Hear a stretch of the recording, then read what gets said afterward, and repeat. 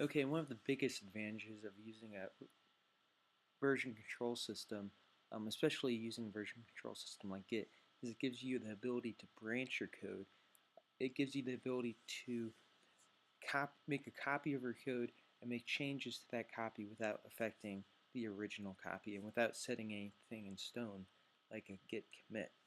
So we're going to go over Git branching real quickly. So right here we have a directory. We can create a local Git repository using git init. Now if we take a look at this README, we can see that there's currently nothing in it, but if we make a change, say,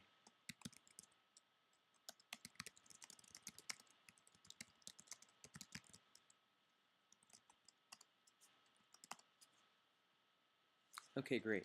So we've made a change to it. We can use git status to look at the change. Let's go ahead and add this in and commit it.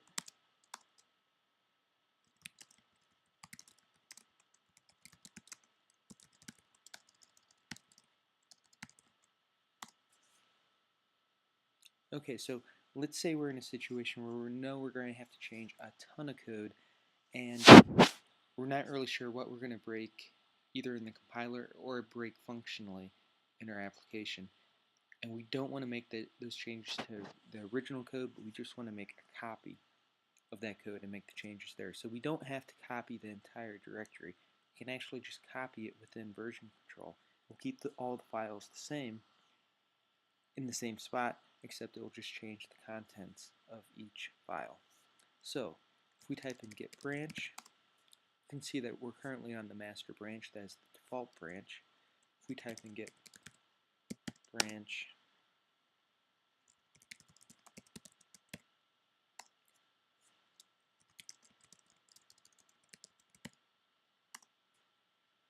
now you can see that we have two branches. Essentially, we've got two copies of our code, master and something crazy. And at the moment, they are exactly the same.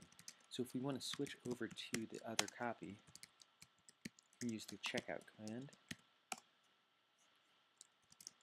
Type in git branch.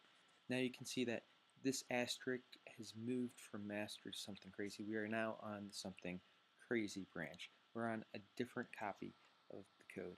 And let me just go ahead and prove that to you guys. So we have one file in version control right now. We have no current changes. I can say gedit.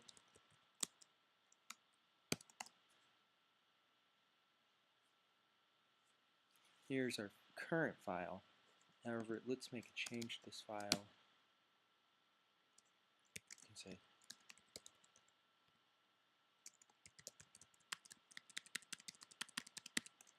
that should be pretty obvious there that those are different changes than our original. So we've saved it. And now we can type in git status. It says that we've changed one file. Okay, great. Let's add that in to be committed. And let's actually do the commit. And actually, before we do the commit, here's a git log. It shows that we have one commit right now.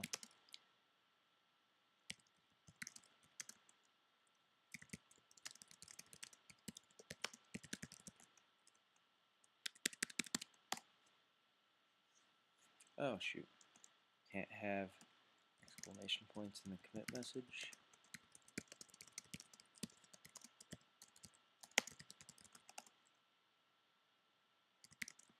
Okay, great. Now you can see, typing git log, we actually have two changes. We've got our original change and our crazy changes. So you can see that we're on the something crazy branch. This is a separate copy from the originals. So if we want to switch back to our original copy, we just say git checkout again. Now we're back on our original copy, and if we type in git log, you'll see on this copy we only have one commit. In fact, if we take a look at the README file, now all the same files are still there, except the contents are different. In fact, let's switch over to gedit. gedit's going to notice right away. It's going to say, hey, somebody came in behind the scenes and changed this file on me. Would you like to reload it? And this is just proof that we're still working with the same file. It's just that Git came in behind the scenes and switched out the copy of the file. And so now if we go ahead and say reload, and we have our original copy of the file. These are the original changes. So this is the changes on the original copy. These were not the changes on our something crazy copy. So just as further proof, git branch, we can say git checkout something